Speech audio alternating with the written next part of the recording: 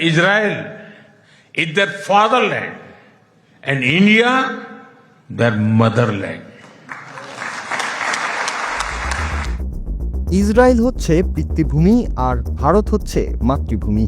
গত 25 ফেব্রুয়ারি ইসরায়েল সফরকালীন সময়ে ইসরায়েলের পার্লামেন্ট নেসেটে দেওয়া একটি ভাষণে এমন কথা বলেন ভারতের প্রধানমন্ত্রী নরেন্দ্র মোদী, যা নিয়ে এখন আলোচনা সমালোচনা চলছে বিশ্বজুড়ে।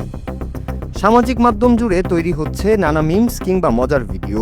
সামাজিক মাধ্যমে অনেকে প্রশ্ন করছেন, কেন ইসরায়েলকে বাবা ও ভারতকে মা উল্লেখ করলেন নরেন্দ্র মোদী? আজ আমরা সেই প্রশ্নেরই উত্তর খুঁজব আর জানব নরেন্দ্র মোদীর এই সফরে ইসরায়েল ও ভারতের সম্পর্কের সমীকরণে কি কি পরিবর্তন আসতে পারে।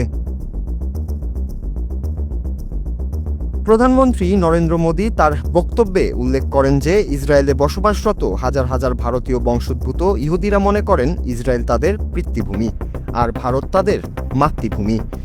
এই বিশেষ শব্দচয়নের মাধ্যমে তিনি মূলত দুই দেশের প্রাচীন সাংস্কৃতিক ও আত্মিক বন্ধনকেই বিশ্বমঞ্চে তুলে ধরেছেন।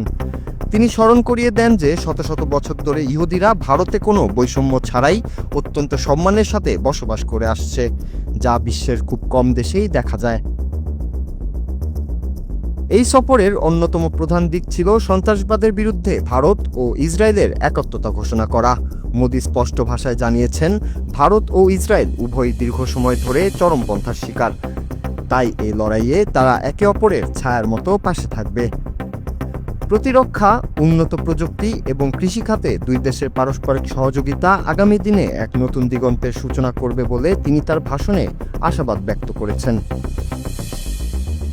সবশেষে বলা যায়, নরেন্দ্র মোদীর এই বক্তব্য কেবল একটি কূটনৈতিক সফর নয়, বরং এটি ছিল বন্ধুত্বের এক গভীর অঙ্গীকার।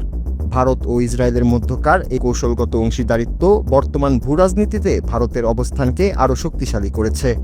এই ভিডিওর মাধ্যমে আমরা বুঝতে পারি যে আন্তর্জাতিক সম্পর্কের ক্ষেত্রে আবেগের চেয়েও যখন আদর্শ ও লক্ষ্য মিলে যায়, তখন তা কতটা প্রভাবশালী হতে পারে।